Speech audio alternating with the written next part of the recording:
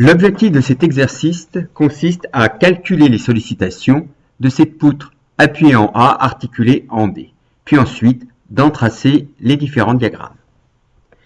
Alors, avant de calculer les sollicitations, il est important de connaître le nombre de coupures qu'il va falloir faire. Il faut pour ce faire travailler, regarder le schéma mécanique de la structure. On constate que l'on a deux discontinuités en B et en C, produites par des charges ponctuelles. De ce fait, il va falloir trois coupures. Une entre A et B, une entre B et C, et une troisième entre C et D. Première coupure. On va donc couper entre A et B. Le point G au niveau duquel on va couper sera représenté par son abscisse X, qui est donc comprise entre 0 et L sur 3. On va donc tracer le morceau de poutre AG. On n'oublie pas de mettre immédiatement le repère local qui indique que l'on a bien une partie gauche. Sur cette partie gauche, on va appliquer les efforts, à savoir en l'occurrence uniquement la réaction RAZ. Au niveau de la coupure, on applique les sollicitations. Comme c'est une partie gauche, on applique moins N, moins VZ, moins MGY. On n'oublie pas de repérer la section de coupure représentée par le point G, par l'abscisse X. X, je le rappelle, est la distance entre l'origine du repère et la section de coupure.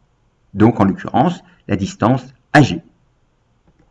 Alors, si on n'aime pas travailler avec des efforts avec moins Z, moins M et moins MGY, on peut modifier le schéma en changeant le sens des flèches des sollicitations, et de ce fait, on aura VZ, N et MGY.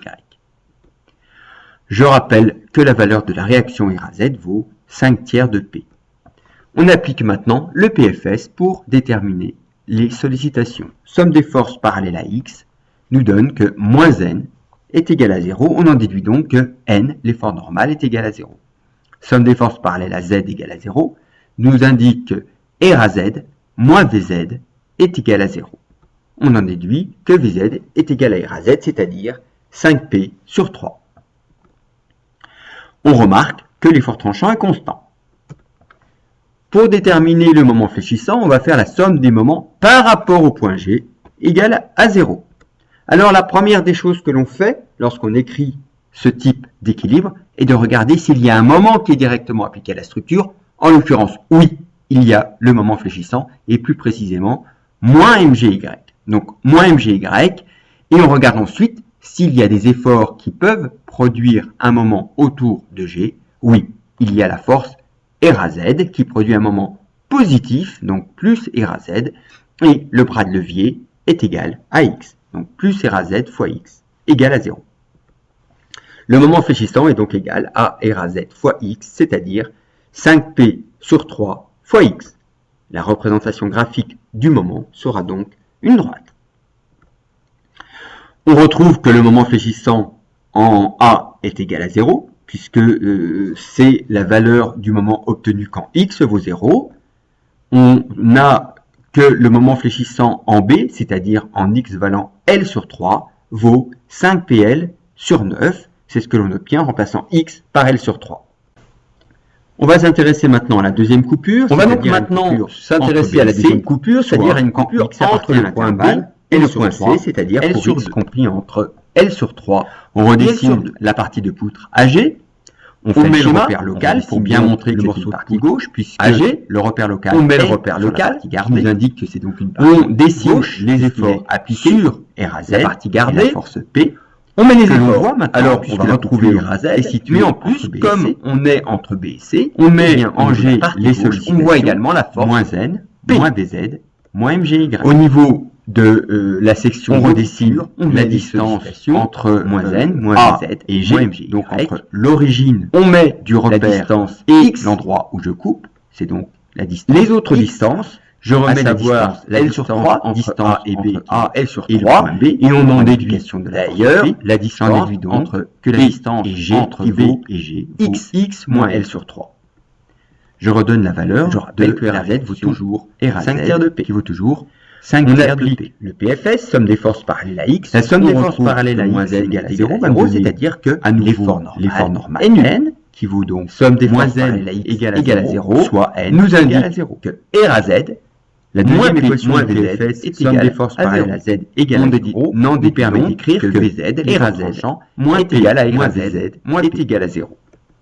C'est-à-dire VZ également R à Z moins P. En remplaçant R à Z par sa valeur, on en déduit que VZ est égal à 2P sur 3. On applique maintenant la somme des moments par rapport au point G, constant, qui doit être égal à 0. La somme des moments par rapport à G égale à 0 va nous donner le moment fléchissant. Le moment fléchissant, donc la première des choses est d'appliquer la structure, donc tout de suite on met moins MGY, c'est de regarder s'il y a un moment des efforts, oui, il y a également moins MGY, je le mets dans l'équation, il y a la force, et je regarde R à Z, ensuite les forces de moment positifs, donc plus sont susceptibles de faire tourner X, la partie gardée AG, donc le moment, c'est plus R à Z fois X. Fait tourner la force P produit également un moment autour du point G, qui est négatif, dans le sens positif. La force P a tendance à faire tourner selon le X négatif. La force P a tendance à faire tourner la partie AG autour du point G. Le bras de levier négatif de cette force P vaut P fois son bras de levier, moins L sur 3. Moins L sur 3. On en déduit donc l'équation d'équilibre MGY égale moins MGY moins P facteur X de X L sur 3. On remplace ensuite égal à l'expression de MGY et donc égal à R à Z. Et on en déduit moins P l'expression finale du moment fléchissant moins L sur 3. Qui est donc remplacé par une droite R à Z par sa valeur. On retrouve qu'en B, le moment fléchissant est égal à 5PL. L'expression 9 du moment fléchissant qui est donc, en remplaçant dans l'expression trouvée, X par L sur 3. On peut ensuite, en remplaçant maintenant la valeur du moment fléchissant dans B, en remplaçant l'expression du moment fléchissant dans l'expression, on retrouve bien.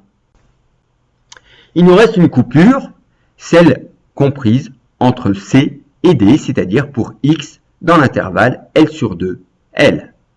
Alors ici, il va être beaucoup plus intéressant de garder la partie droite pour avoir moins d'efforts appliqués à la partie gardée. Donc on va garder en l'occurrence la partie GD. On met le repère local. On voit bien qu'il n'appartient pas à la partie GD. C'est donc la partie GD, donc bien une partie droite.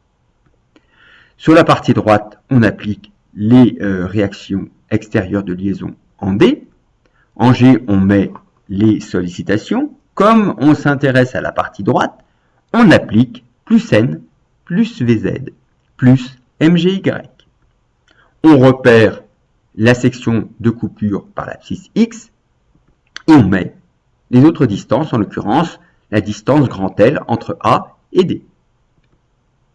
On rappelle les valeurs des réactions extérieures de liaison en D. En appliquant le PFS, somme des forces parallèles à X égale à 0, on en déduit que N plus R dx est égal à 0. C'est-à-dire que N vaut 0 puisque R dx est égal à 0. La somme des forces parallèles à Z égale à 0 nous donne Vz plus R dz égale à 0, c'est-à-dire Vz est égal à moins R dz, soit Vz est égal à moins 4P sur 3. L'effort tranchant est donc constant. La somme des moments par rapport au point G égale à 0 va nous donner le moment fléchissant. Donc, sur la partie GD, il y a un moment qui est directement appliqué à la structure, le moment fléchissant, donc plus MGY. Ensuite, il se trouve que l'effort RdZ produit également un moment autour du point G, moment négatif, puisque cette force A fait tourner la partie GD selon le sens négatif autour de G. Donc, moins RdZ fois le bras de levier, qui est donc la distance L moins X. Le tout est égal à 0. On en déduit donc l'expression du moment fléchissant qui est égale à RdZ fois L moins X. En remplaçant RdZ par sa valeur, on trouve l'expression finale du moment fléchissant qui est donc une droite. Sa représentation graphique du moins sera une droite. On retrouve que le moment fléchissant en C, c'est-à-dire quand X vaut L sur 2, est égal à P L sur 3. Et de la même façon, quand je suis en D, le moment fléchissant vaut 0, ce que l'on retrouve en remplaçant X par L dans l'expression du moment fléchissant. On est donc maintenant en mesure de tracer les différents diagrammes. Donc je positionne déjà les valeurs connues, R à Z qui est donc la valeur de l'effort tranchant en A, moins R dz, valeur de l'effort tranchant en D. Ensuite, on a vu qu'entre A et B, l'effort tranchant est constant, que cette constante vaut 5P sur 3, on la dessine. Entre B et C, l'effort tranchant est toujours constant, cette constante vaut 2P sur 3. Entre C et D, l'effort tranchant est une nouvelle fois constant et vaut moins 4P sur 3, qui est donc moins R dz. Au niveau du moment fléchissant, je positionne déjà les valeurs connues, à savoir qu'au niveau des extrémités A et D, le moment fléchissant est nul puisqu'il n'y a pas d'encastrement. J'ai également calculé le moment fléchissant en B, qui vaut 5PL sur 9, ainsi que le moment fléchissant en C, qui vaut 2PL sur 3. On a ensuite vu que le moment fléchissant était représenté par une droite entre A et B, à nouveau par une autre droite entre B et C, et par une autre droite entre C et D. Donc, en joignant les valeurs connues au niveau des différents points A, B, C et D, on en déduit le diagramme de moment fléchissant. Au niveau de l'effort normal, on a vu qu'il était tout le temps nul.